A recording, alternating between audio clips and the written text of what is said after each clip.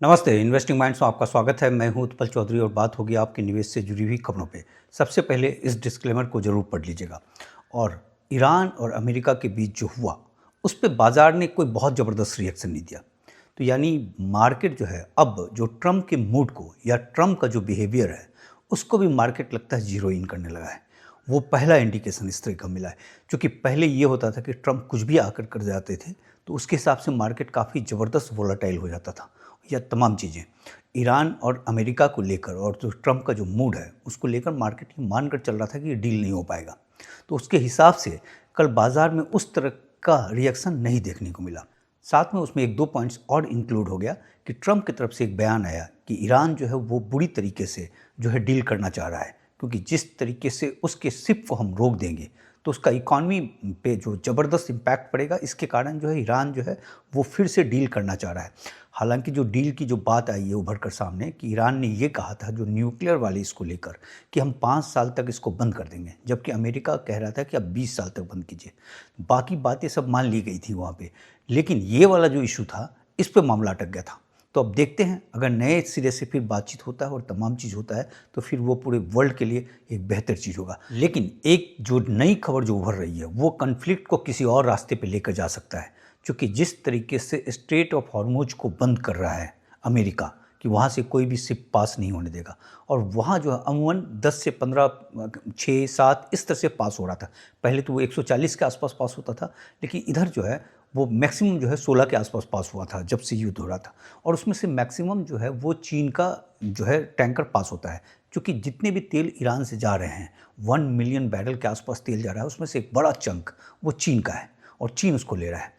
अब चीन के जो है रक्षा मंत्री का बयान आया है। चीन के रक्षा मंत्री एडमिरल डोंग जुन ने कहा है कि ईरान के साथ उनका समझौता है जिसके तहत वो स्ट्रेट ऑफ हॉर्मुज से गुजरते रहेंगे, और अमेरिका को चेतावनी दिया कि हमारे मामले में दखल ना दें। हमारा जहाज जा रहा है, ईरान के साथ व्यापार और ऊर्जा समझौता है और उसका चीन सम्मान करेगा।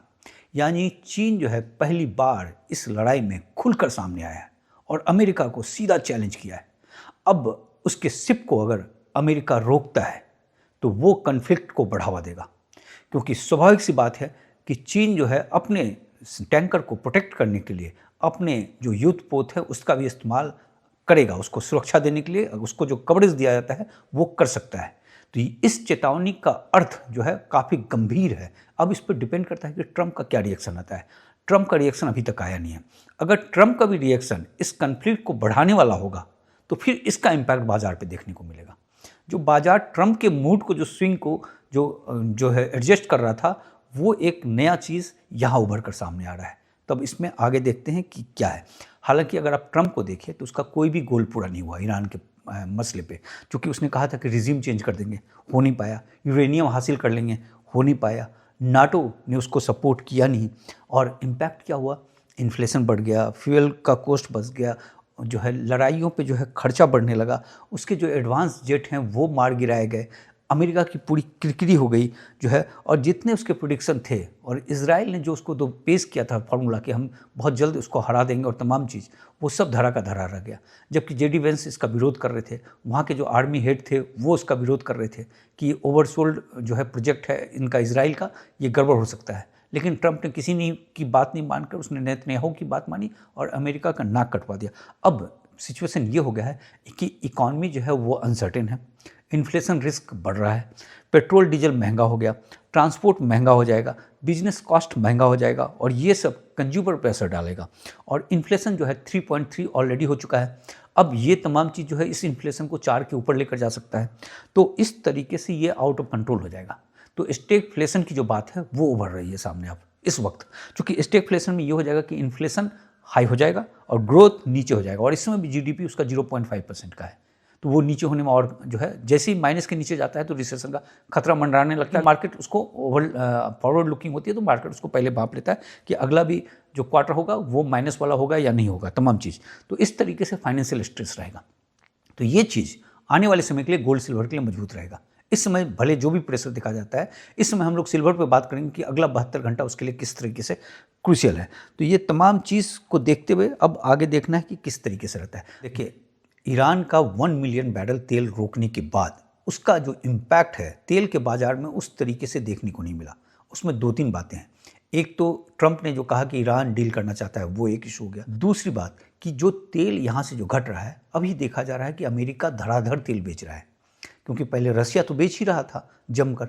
अब जो है अमेरिका में भी बड़ी ज़बरदस्त बढ़ोतरी देखी जा रही है, क्योंकि अगर आप पहले देखें तो WTI और ब्रेंट के बीच जो है $10 का अंतर होता था, लेकिन इस समय WTI जो चल रहा है वो 96 पे 2.20% की नरमी है हालांकि उसमें, और ब्रेंट जो है वो 99 पे चल रहा है, उसमें 4.37% की तेज़ी है।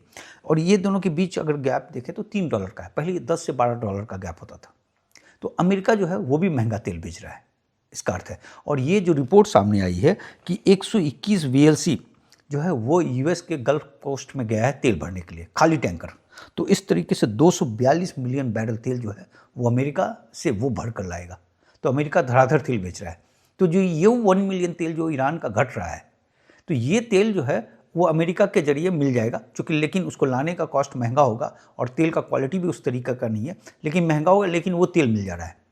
तो ईरान के इस तेल से जो मार्केट को जो असर दिखना चाहिए था तेल के बाज़ार को, वो नहीं दिखा। लेकिन इसमें जो सबसे बड़ा पर्पस था अमेरिका का कि चीन जो है वो पूरी तरीके से ईरान के तेल पे डिपेंडेंट है। आप एक तरीके से देखें तो वो उसको ब्लॉक करना चाह रहा था, ताकि चाह रहा था कि चीन जो है वो अमेरिका आए तेल लेने के लिए, और अमेरिका अगर वो तेल लेने के लिए आएगा तो उसको डॉलर सिस्टम में आना पड़ेगा, उसको डॉलर बैंकिंग सिस्टम में आना पड़ेगा। अब चीन की तरफ से ये चैलेंज हो गया है, तो ये देखना है कि आगे किस तरीके से रहता है। गोल्ड सिल्वर पे बात करेंगे, उसके पहले दुनिया के मार्केट के बारे में बात कर लें कि यूरोप का बाज़ार जो है कुछ खास नहीं रहा, हल्की सी जो है मतलब पॉजिटिव नेगेटिव दोनों चलता रहा उसमें। मार्केट यूएस का जो मार्केट था उसमें डॉ जो है 0.63% की तेज़ी रही, S&P 500 जो है वो 1.02% की तेज़ी थी, नेस्डेक में 1.23% और रसल में 1.52%। यानी अमेरिका के बाज़ार ने ट्रंप पे कुछ भी रिएक्ट नहीं किया, तो वो बिल्कुल पॉजिटिव वे में रिफ्लेक्ट किया है। लेकिन अब आगे देखना है किस तरीके से रहता है, ये एक दिन का है, अभी उसमें देखना पड़ेगा।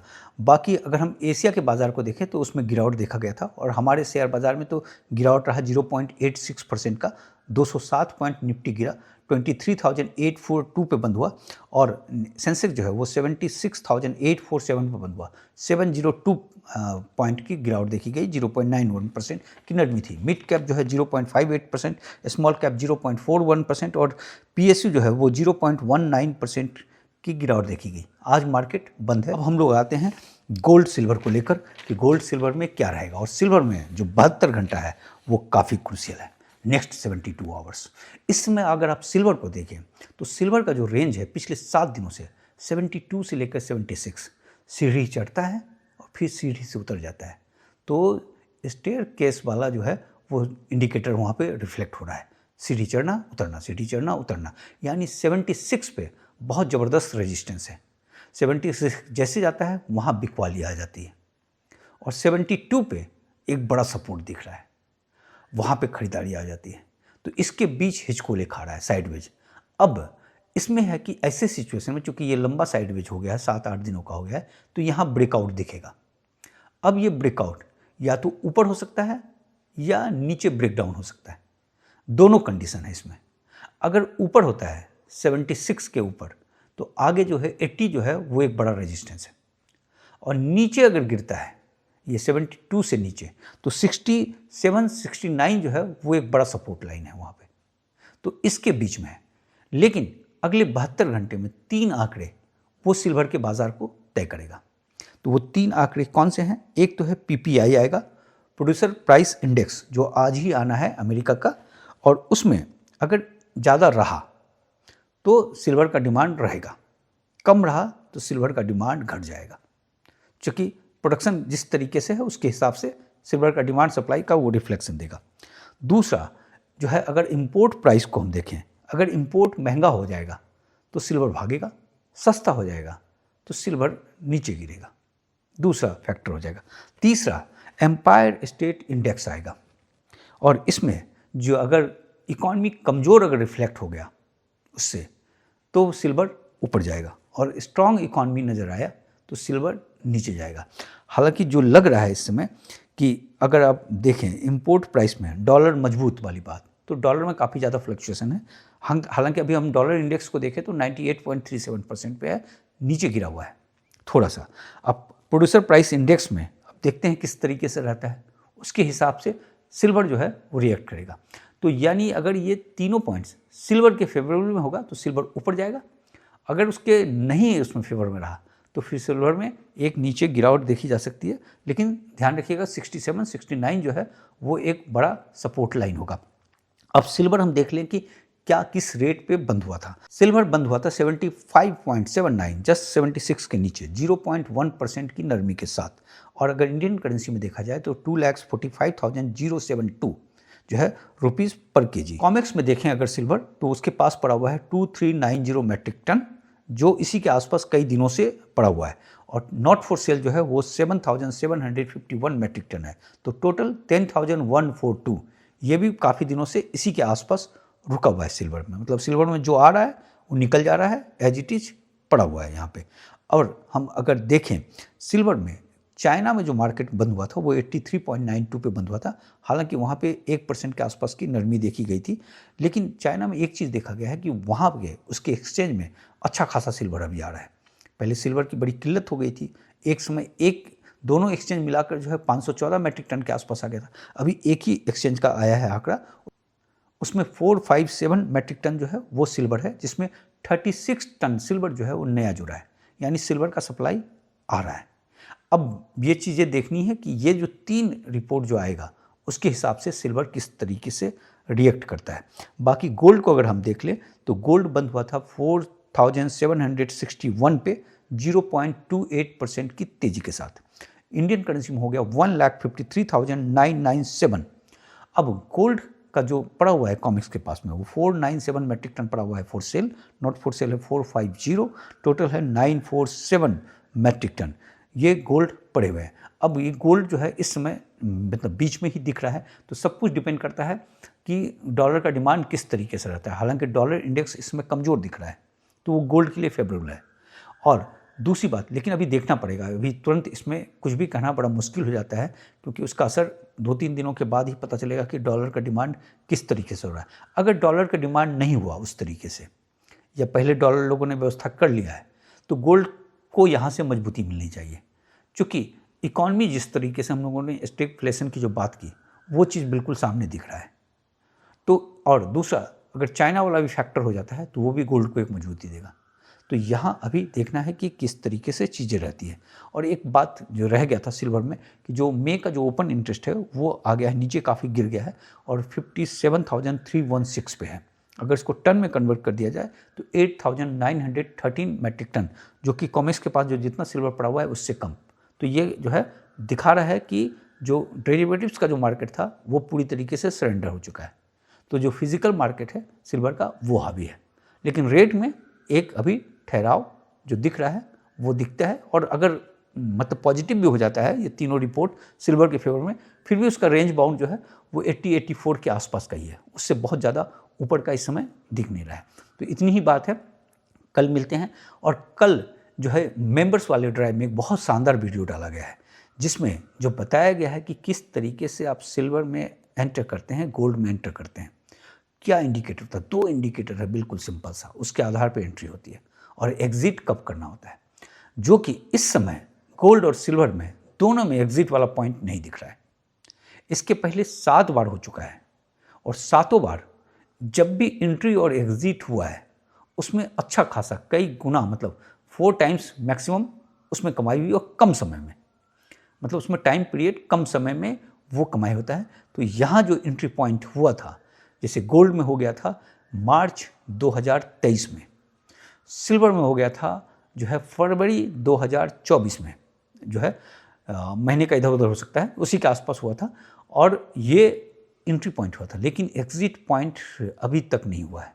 तो एग्जिट पॉइंट को कैसे पहचानें, उसके लिए आपको वो वीडियो देखना पड़ेगा। तो प्लीज़ मेंबरशिप ज्वाइन कीजिए जो है, और जो है इससे जो है आपको कुछ ना कुछ सीखने को मिलेगा, अतिरिक्त चीज़ें।